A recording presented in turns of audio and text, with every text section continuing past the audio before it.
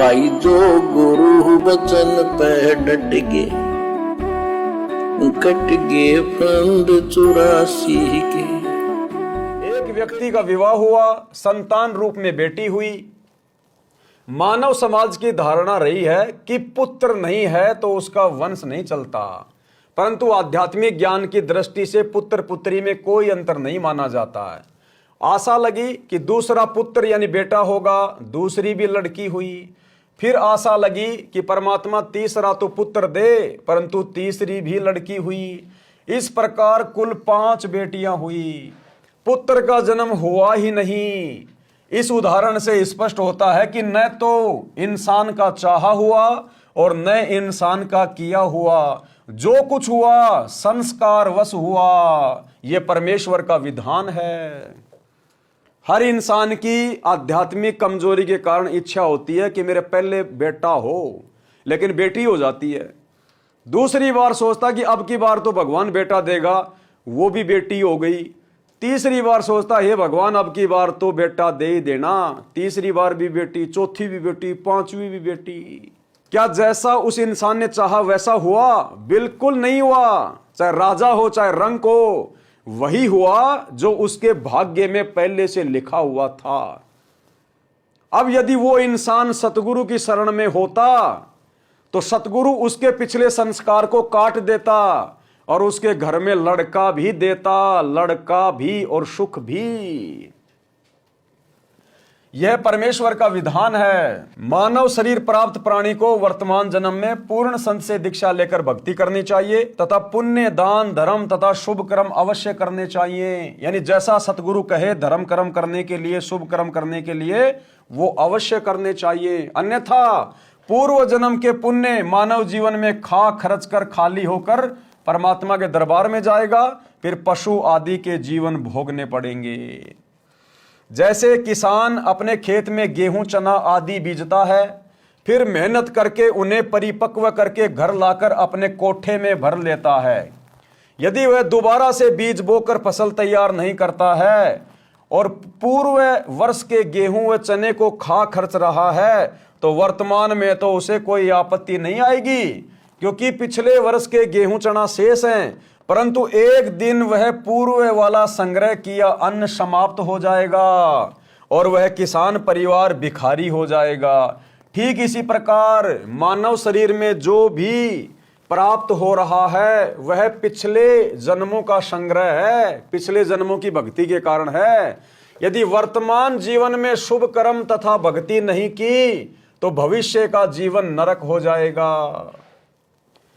अध्यात्म ज्ञान होने के पश्चात मानव बुद्धिमान किसान की तरह प्रतिवर्ष प्रत्येक मौसम में दान, धर्म, सुमरण रूपी फसल बोएगा तथा अपने घर में संग्रह करके खाएगा। यानी जैसा सतगुरु कहेगा वैसी भक्ति नियमित करेगा, प्रतिदिन करेगा और सारे सुख प्राप्त करेगा तथा अपने घर में संग्रह करके खाएगा तथा बेचकर अपना खर्च भी चलाएगा। यानी पूर्ण गुरु जी से दीक्षा लेकर उनके बताए अनुसार साधना तथा दान धर्म प्रति समागम में करके भक्ति धन को संग्रह करेगा।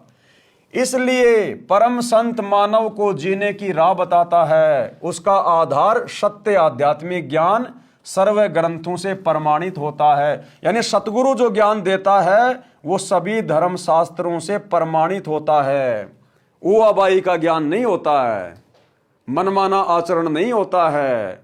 सर्व शास्त्रों से प्रमाण करके सतगुरु ज्ञान देता है और वर्तमान में विश्व के सभी धर्मों से प्रमाणित सत्य ज्ञान एकमात्र महापुरुष के पास यदि धरती पर है तो सतगुरु रामपाल जी परमेश्वर जी के पास है। सत्संग सुनिए और अपना आत्म कल्याण करवाइए।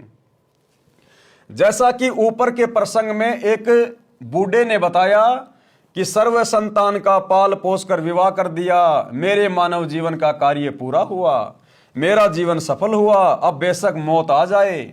विचारणीय विषय है कि उसने तो पूर्व का जमा ही खर्च कर दिया। उसने तो अपने पिछले जन्म की पूंजी को वर्तमान में खर्च कर दिया, सारी सुविधा लेके, बेटा बेटी पैदा करके, पोता पोती प्राप्त करके। भविष्य के लिए कुछ नहीं किया। भविष्य के लिए भक्ति करनी चाहिए थी सच्चे सतगुरु की, लेकिन वो नहीं की, जिस कारण से उस व्यक्ति का मानव जीवन व्यर्थ गया, बर्बाद गया।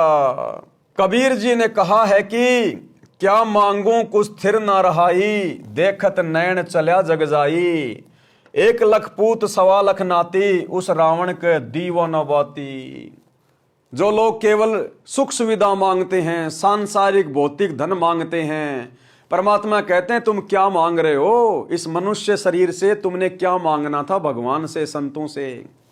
परमात्मा ने रावण का उदाहरण देके समझाया कि तुम रावण से अधिक सर्वशक्तिमान और सर्वसंपन्न नहीं हो सकते कभी भी, जिसका महल भी सोने का बना हुआ था, सोने का, जिसने 33 करोड़ देवी देवताओं को अपनी कैद में डाल रखा था। आज तुम एक भूत को अपने वश में नहीं कर सकते।